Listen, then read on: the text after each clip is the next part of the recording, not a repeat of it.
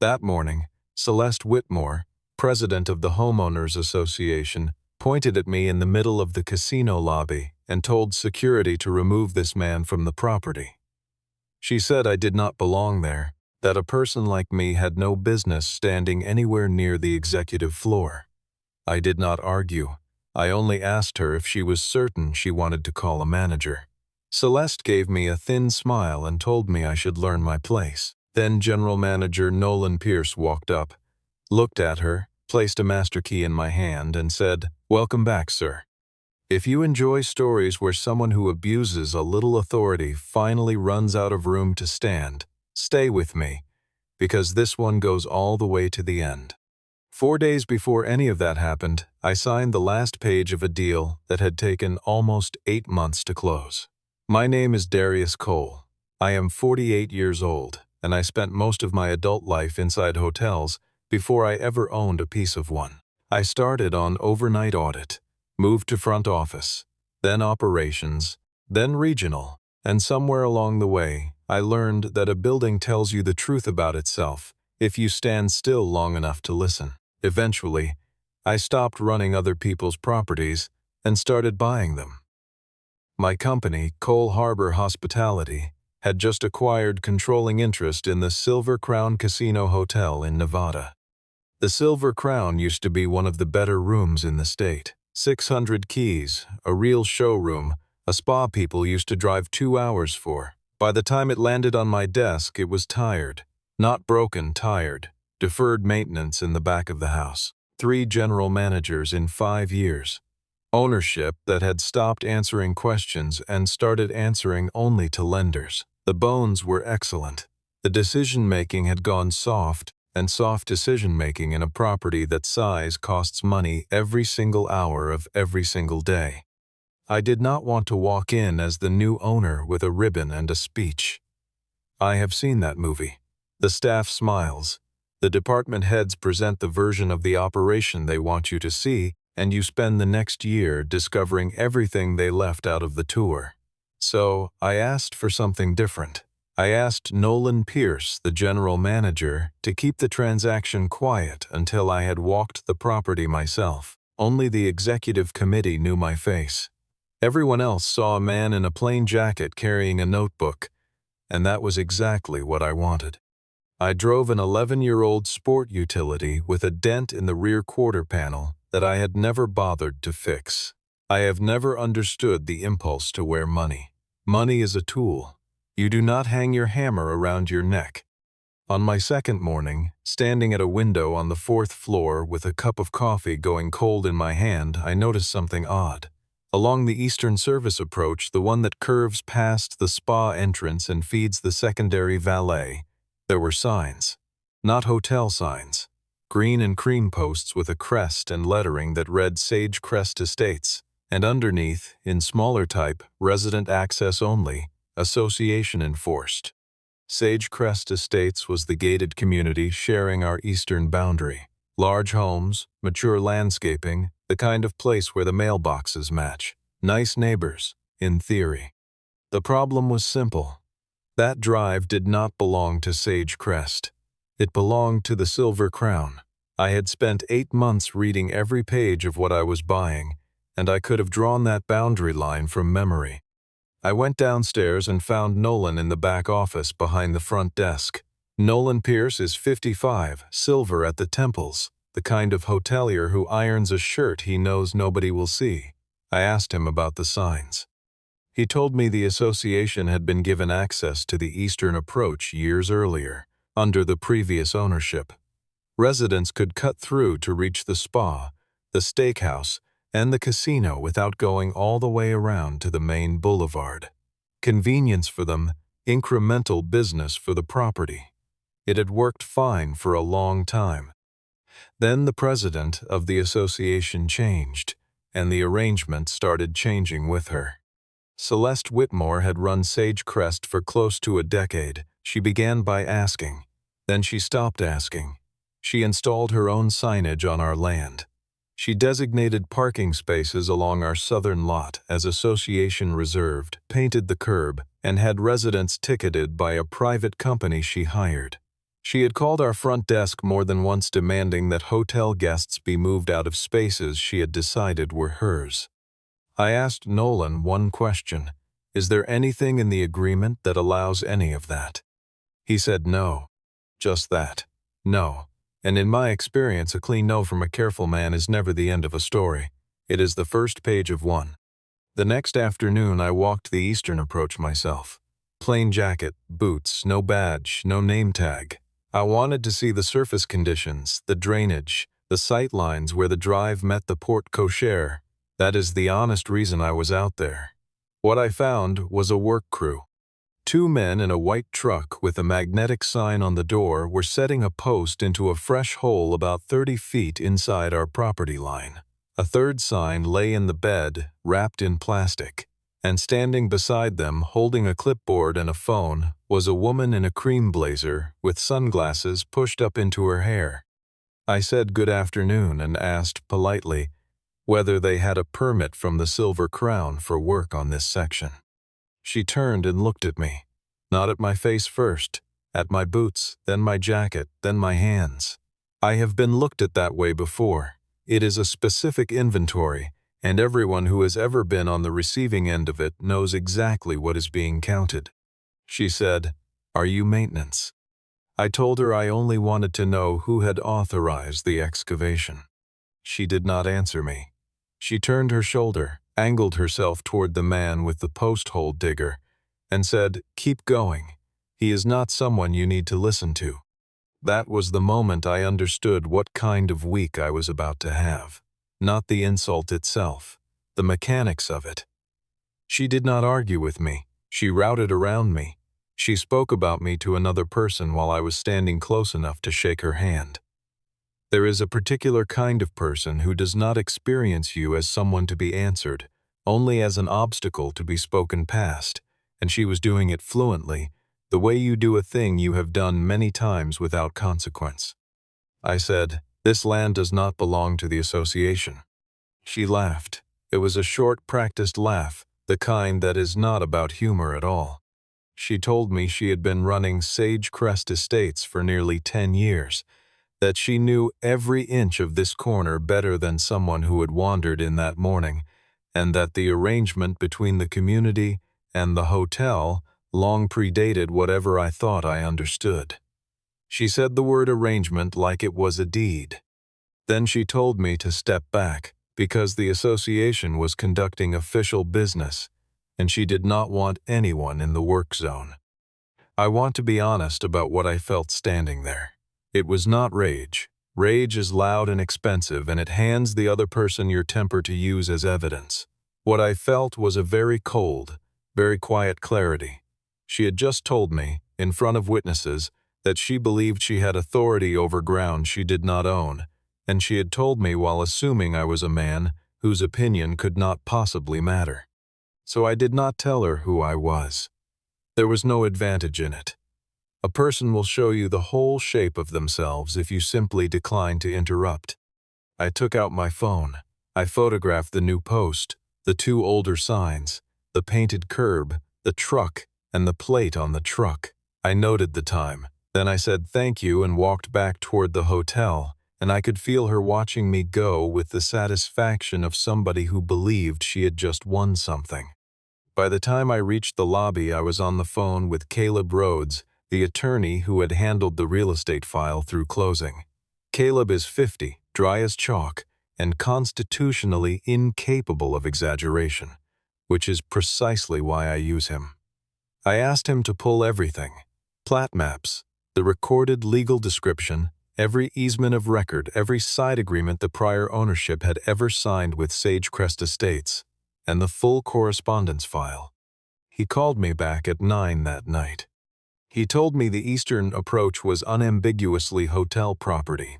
Then he told me something I had not expected. The southern lot, the one Celeste had been calling association parking for years, the one with the painted curb and the private ticketing company, was also entirely ours, not shared, not jointly held. Ours, down to the last stripe of paint. Caleb sent the file over that same night, and I read it at the desk in my room with the curtains open, and the parking lot glowing orange below me. The core document was 12 years old, a usage agreement between the prior ownership of the Silver Crown and Sage Crest Estates. It granted residents 4 things: passage through the eastern gate, use of a designated section of the southern lot when space was available, discounted rates at the spa and the 2 restaurants, and the right to book the ballroom for a limited number of association functions at a preferred rate. That was the entire scope, 4 items, plainly written. And the heading on the first page said everything that mattered. License agreement. Not an easement, not a grant of interest, not anything that ran with the land in perpetuity. A license. Permission extended by an owner to do something on the owner's property that the owner remains free to revisit. Paragraph 9 made it explicit. The hotel retained full ownership and full control of all described areas. Paragraph 11 was better. The hotel could modify, suspend, or terminate any privilege granted under the agreement upon written notice if the association's use interfered with hotel operations, guest access, or safety. 12 years of goodwill had been built on a document that could be folded up and put in a drawer with a signature and a stamp. Reading the correspondence file, I began to understand how Celeste had gotten this far. It was not one dramatic act. It was accumulation. A request that was granted became an expectation. An expectation that was never challenged became a rule. A rule that nobody wrote down became, in her telling, the way things have always been. And every general manager who passed through during those years had bigger fires to fight, so each one let it ride. 3 managers in 5 years means 3 people who each decided that the sign dispute could wait for their successor. There was worse in the file. 8 months earlier, Celeste had written directly to 2 of our vendors, a linen service and a produce distributor. She informed them, on association letterhead, that delivery vehicles violating community regulations would be denied use of the eastern approach, and she attached a schedule of permitted delivery hours that she had written herself. Let me be plain about what that means.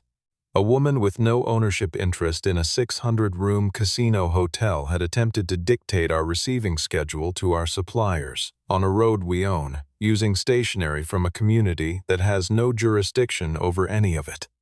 One of those vendors had actually adjusted its route.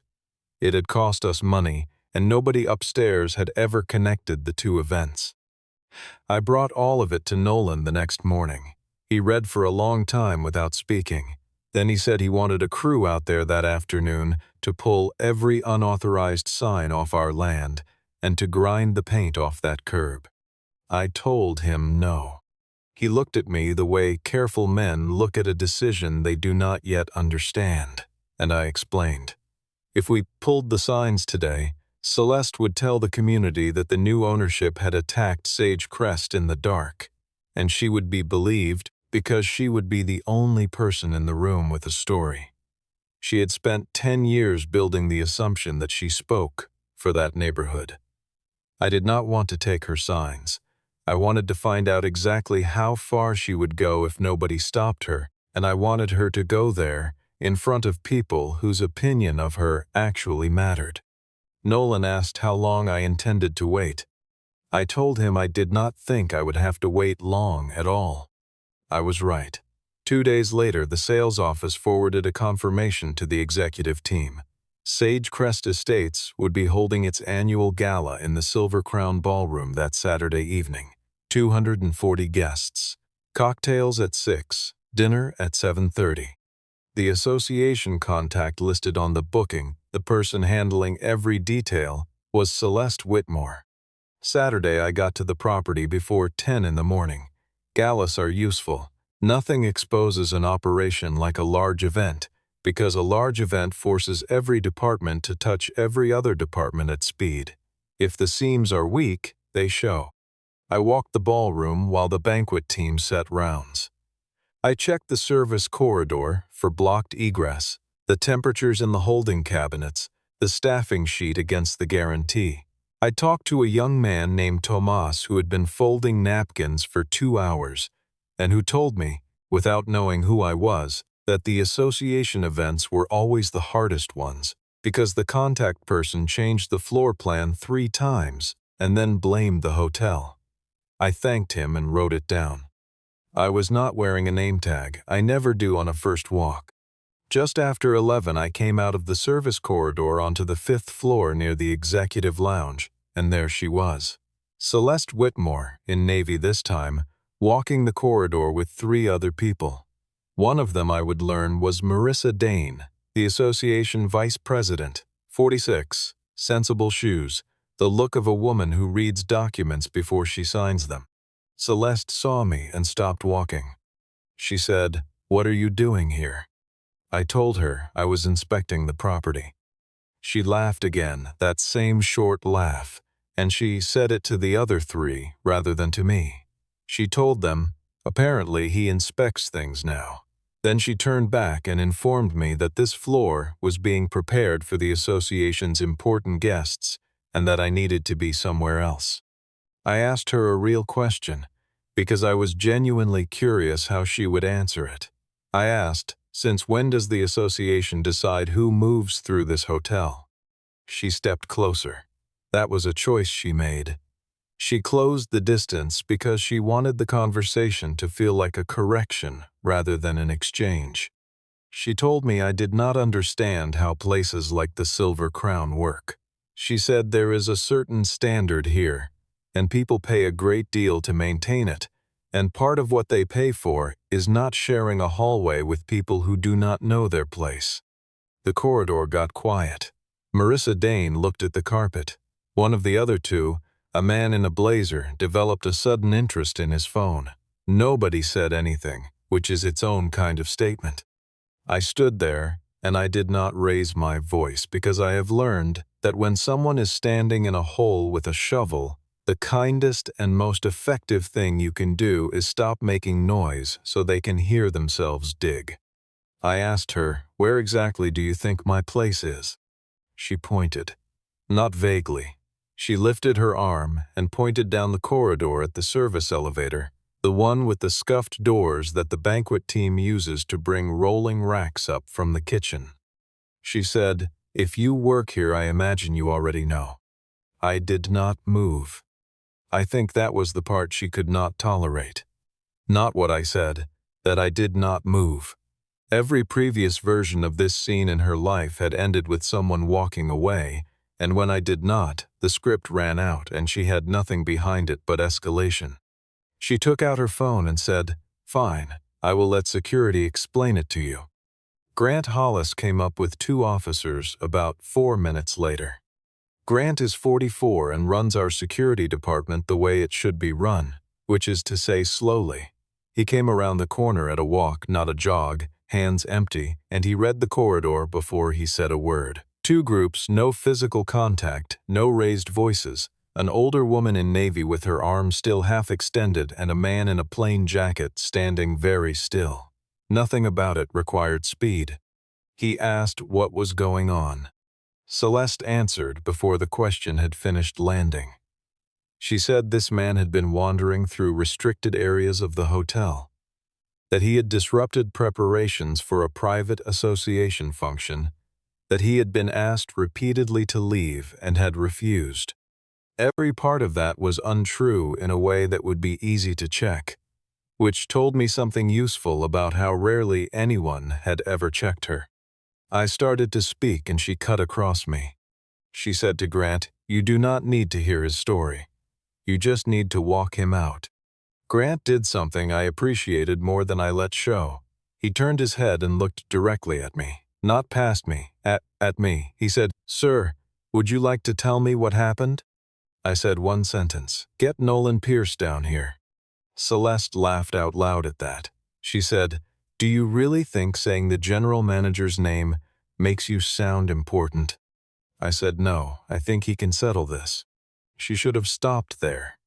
Every person in that corridor could feel the ground shifting under the conversation, and any instinct for self-preservation would have told her to let it go and walk into the ballroom. But she had one more move, and she made it, because in 10 years nobody had ever made her pay for the last one. she turned to Grant and started negotiating. She reminded him that Sagecrest Estates sends an enormous amount of business to the Silver Crown. Spa bookings, dinner reservations, the gala itself, 240 covers, that very evening. She said the hotel should think carefully about whether it wants to allow people like this to bother association members on a property that depends on the community's goodwill. People like this. She used that phrase twice. She was not describing a trespasser. There was no version of me that she had constructed from evidence. She had built me out of assumptions the moment she saw my boots on the eastern approach, and she had not revised a single one since. Grant did not move. He keyed his radio, stepped 4 feet away, and asked the front desk to page the general manager to the 5th floor east corridor. Then he came back and stood in a neutral spot between the two of us, with his hands loose at his sides, and he waited. He did not touch anyone. He did not ask anyone to leave. He waited for information, which is exactly what he is paid to do. Celeste took the wait as confirmation. She read Grant's stillness as agreement. She stepped closer to me one more time and lowered her voice, so only I would hear it. She said, "Next time a woman with authority tells you to leave, you should listen." I looked at her for a moment. 200 feet of hallway, a service elevator, a woman who believed her position on a volunteer board of a residential community entitled her to remove a man from a building neither she nor her board had ever owned a square inch of.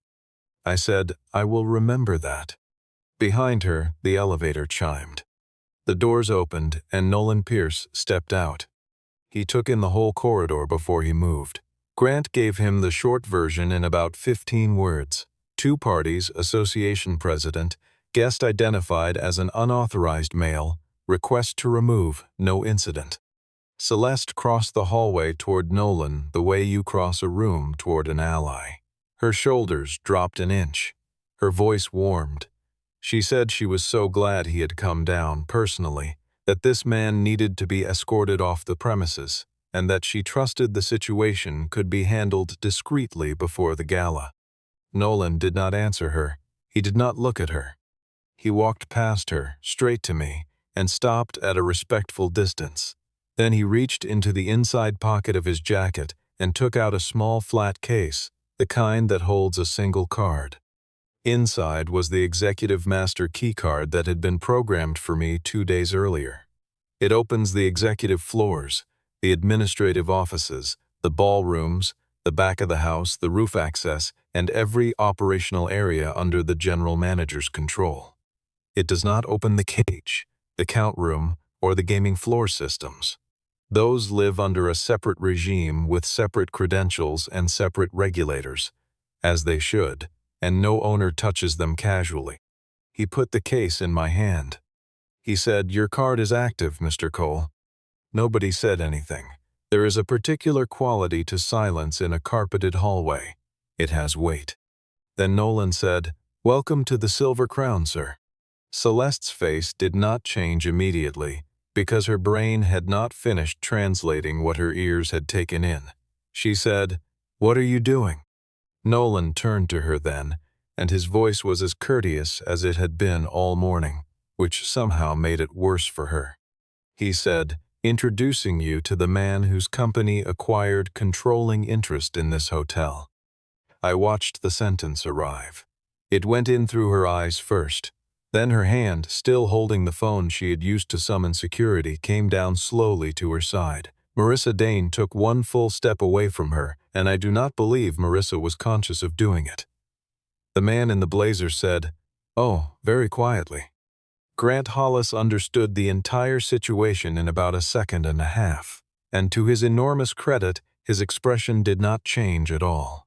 He simply moved from a position between us to a position beside me, which is where a security director stands when he knows who is who. I looked down at the keycard, then I looked at Celeste. I want to be clear about something. There was a version of that moment available to me that would have felt wonderful for about 11 seconds. I could have pointed at the service elevator. I could have asked her to say the part about people like this one more time, slowly, for the record. Every person in that hallway would have understood, and most of them would have enjoyed it. I did not do it, not because I am a better man than that, because humiliation is a fire that consumes the evidence. The moment I made her small in front of her own board, the story stops being about what she did and starts being about what I did to her. And I had 11 signs, a painted curb, and 2 letters to our vendors that I very much wanted to remain the subject. So I asked her one question, in the same tone I would use to ask for the time. I said, "Where was it you wanted security to remove me from?" Her voice changed completely. The register dropped. The pace picked up. She said this was obviously a misunderstanding, that she had not been informed of any ownership change, that if she had known who I was, of course, none of this would have happened. That last part was the most honest thing she said all day, and she did not hear it. I said, "No, I think you were very clear." Then I turned to Nolan and asked him to have a conference room ready for Monday morning and to have Caleb Rhodes there with the complete file. I said, "It seems the association, and I need to have a conversation about who actually owns what around here." Then I told Celeste that her gala would proceed exactly as booked. 240 guests would be served on time at the agreed rate, with the full attention of our banquet team, because the residents of Sage Crest Estates had done nothing wrong and had paid for an evening they were going to receive. I said it in front of her board members, and I meant it, and it took every argument she might have made that weekend and quietly removed it from the table. Monday morning, conference room on the 2nd floor. Long table, glass wall facing the pool deck, coffee nobody drank. On our side, myself, Nolan Pierce, and Caleb Rhodes. On theirs, Celeste Whitmore, Marissa Dane, and 3 other members of the Sage Crest board, including a retired engineer named Walter Boyd who had brought his own legal pad and used it. Caleb does not perform, he opens folders. He laid a certified plat map on the table and turned it so it faced them, then set a survey overlay on top of it with the parcels shaded. He went through it line by line with a pen. The eastern approach, from the community gate to the porte cochere, Silver Crown. The secondary valet island and the turnaround, Silver Crown. The southern lot, all 140 spaces, including the 18 with painted curbs, Silver Crown. The strip of ground where a new signpost had been set 4 days earlier, Silver Crown, and by a margin of roughly 31 feet. Celeste tried the only argument she had left, which was history. She said that arrangement had been in place for over a decade, that the previous ownership had understood the relationship, that the community had relied on it, that you cannot simply erase 12 years of practice with a map. Caleb slid the license agreement across the table and opened it to the first page. I read paragraph 9 aloud, and then paragraph 11, and then I stopped reading and said what the document actually meant in words nobody could hide behind. The association holds a revocable license. That is all it has ever held. A license is permission. Permission does not become ownership because it lasted a long time and nobody objected. It does not include the right to install permanent signage. It does not include the right to hire contractors to excavate. It does not include the right to designate parking, paint curbs, or engage a private ticketing company on land you do not hold. It does not include the right to instruct our vendors when they may deliver to our loading dock. And it does not include the right to describe any of that ground as association property, in a letter, on a sign, or in a hallway. Nolan then put 3 printed emails on the table. 2 were from Celeste to our front desk, dated 11 and 4 months prior, instructing our staff to relocate registered guest vehicles from spaces she described as reserved. The 3rd was her letter to the produce distributor with the delivery schedule she had authored. Walter Boyd read that 3rd one twice. Then he set down his pen and looked at Celeste over the top of his glasses. And he did not say a word, and it landed harder than anything I could have said. Celeste's composure finally gave way. She said, "The Silver Crown needs our residents." She said, "We bring you hundreds of thousands of dollars a year." I told her that might well be true. Then I told her the part that mattered. I said, "Needing customers is not the same as handing customers the deed. Every business on this earth depends on the people who walk through its doors. Not one of them owes those people the building." That was when Marissa Dane spoke for the first time, and she did not speak to me. She turned in her chair and asked Celeste a question that changed the temperature of the room. She asked whether the board had ever voted to install signage on hotel land. Celeste said the board had authorized her to represent the community's interests. Marissa asked again, more precisely, "Was there a vote? Is there a motion in any set of minutes from any meeting authorizing the purchase and installation of those posts, or the contract with the ticketing company, or the letters to hotel vendors?" Celeste said the matter had been discussed. Walter Boyd said discussed is not voted. There had been no vote, not one. She had spent association funds and signed contractor agreements on her own signature on ground the association had never owned, and she had done it for years because the board had trusted her and nobody in a position to check had ever bothered. I could have closed the eastern gate that morning. I had every right, and Caleb had already drafted the notice. I did not, and I want to explain why, because it is the entire point of this story. There were 410 households in Sagecrest Estates. Exactly one of them had stood in my hallway and pointed me toward a service elevator. Punishing 409 families for the conduct of a single officer would have been easy, satisfying, and stupid. It would have handed Celeste the only thing that could have saved her, which was a villain bigger than herself. So instead, I read out what would happen. Every privilege under the license would be reviewed and restated in a new written agreement. All unauthorized signage would come off hotel property within 7 days, at association expense, or we would remove it and invoice them. The private ticketing company would cease operating on our lot immediately.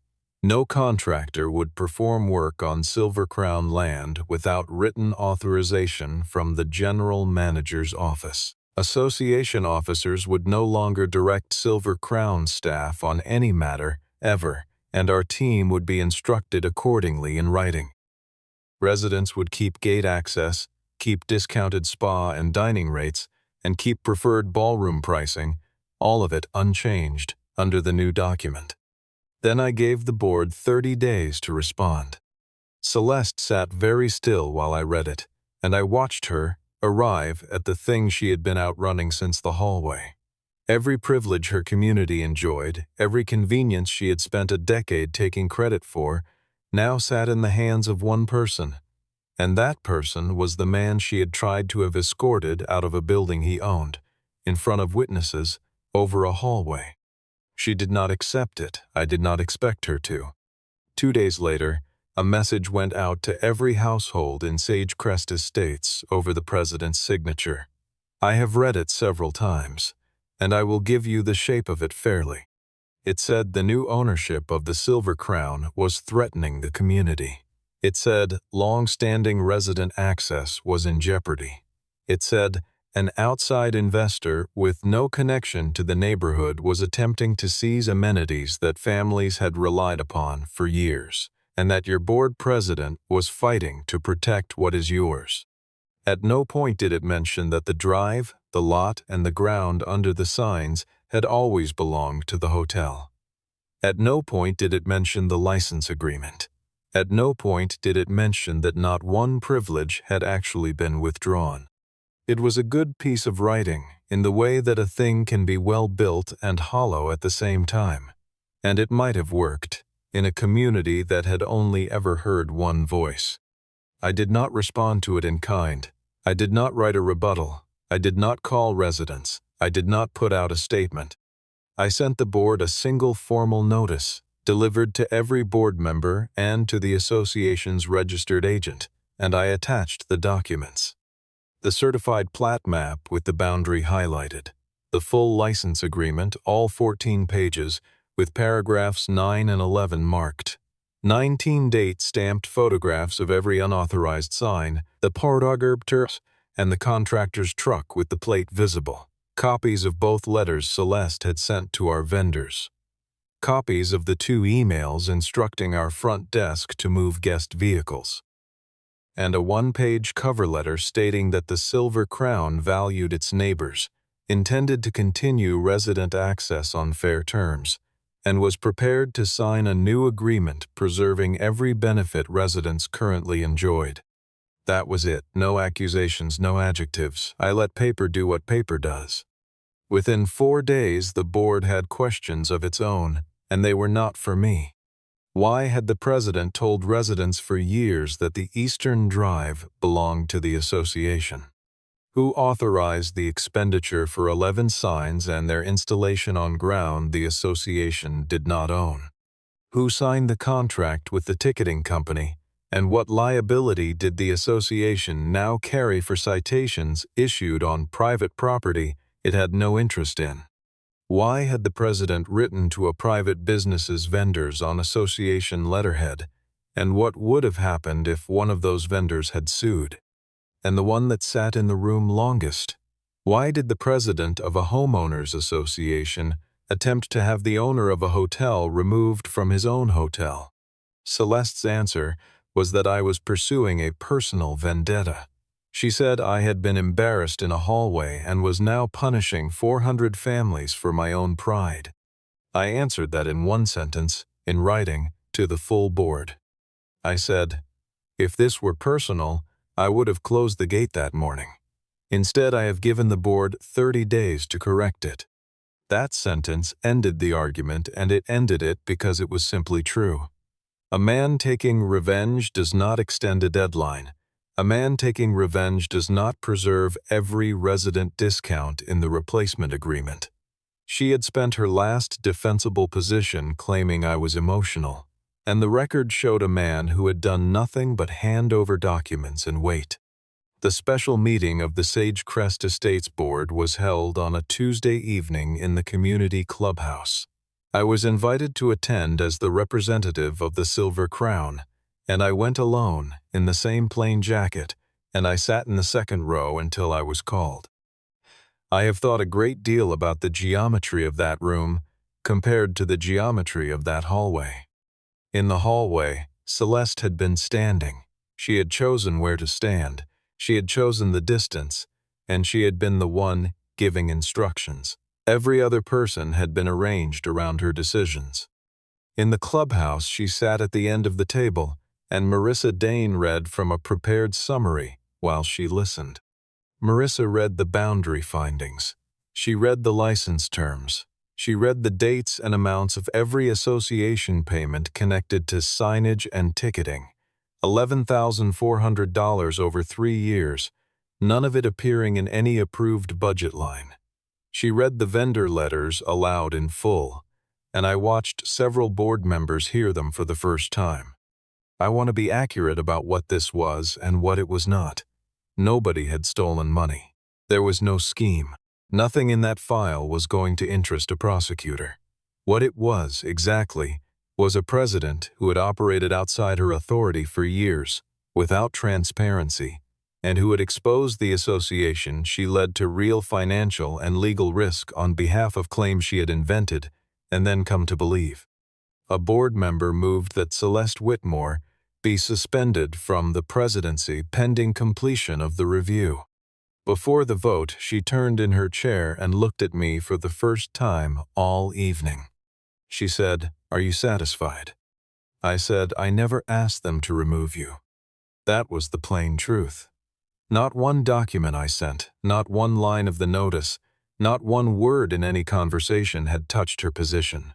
Everything in that room had come out of the association's own records and her own signature. I had not built a case against her. I had simply stopped being the kind of person who lets a thing slide, and it turned out that was all that had ever been holding it together. Then I put the new agreement on the table. Residents of Sagecrest Estates retain access through the Eastern Gate. Residents retain the designated section of the southern lot on an availability basis. Residents retain 20% off spa services and 15% off both restaurants. The association retains preferred ballroom pricing for up to 4 functions per year. All of it in writing, all of it signed by the hotel, all of it durable in a way the old handshake never was. In exchange, the boundary is the boundary. No signage, no contractors, no paint, no ticketing, no instructions to hotel staff. Ownership is respected in both directions, and any change goes through the general manager's office in writing. Walter Boyd read it twice and said it was more generous than what they had. He was right. It was. That is what made it final.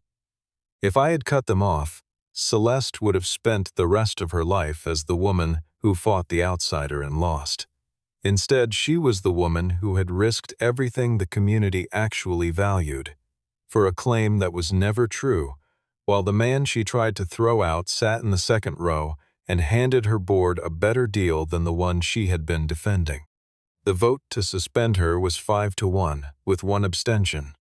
For the first time since I had met her, Celeste Whitmore had no one left to give an instruction to. The signs came off the following week. The contractor who had set that last post pulled it himself, at association expense, and filled the hole properly. The paint came off the southern curbs on a Thursday morning, and by Friday the 18 spaces were back in the general inventory, which the valet manager told me was worth about 40 cars a night on a weekend. The eastern gate stayed open. It is open today.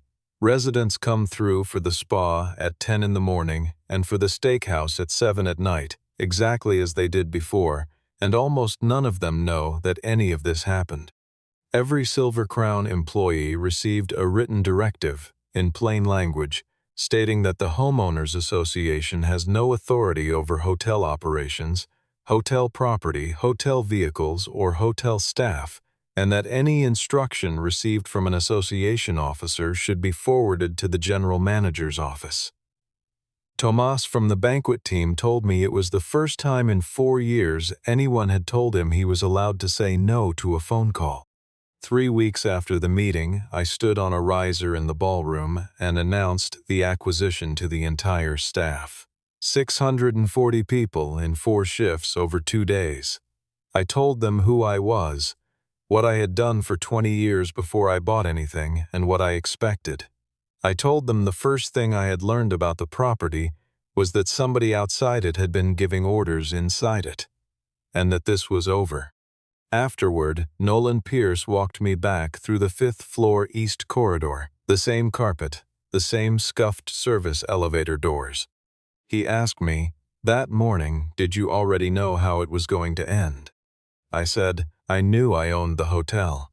What I did not know was how far she was willing to go to prove she thought she owned me. I took the master keycard out of my inside pocket and turned it over once in my fingers. It is a piece of plastic. It weighs nothing.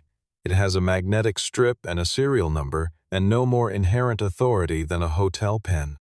I thought about her arm coming up in that hallway, the way she pointed at the service elevator without hesitating, as though she were doing me a favor by clarifying something obvious. She did not hate me. That is the part people get wrong. She had simply never once considered that a man who looked like me, dressed like me, standing where I was standing, could be anything other than what she had already decided. But in the end, this was never about a key. It was about a line. The line between a privilege you were given and a property you own. Between a title on a volunteer board and authority that actually exists. Between a person who expects to be treated decently and a person who has grown accustomed to being obeyed, and who mistakes that habit for a right. Every privilege looks like ownership if nobody ever tells you no. Celeste Whitmore went 10 years without hearing it, and by the end she could not tell the difference between the two, because for her, functionally, there had not been one. I put the card back in my pocket. Down below, the lobby was full, the check-in line was moving, a bell captain was laughing at something a guest had said, and the eastern gate was open the way it had always been. I stepped into the elevator, and the doors closed. And the woman who once tried to have me removed from my own hotel finally understood something very simple. Before you order anyone to leave a place, it is worth knowing whose ground they are standing on.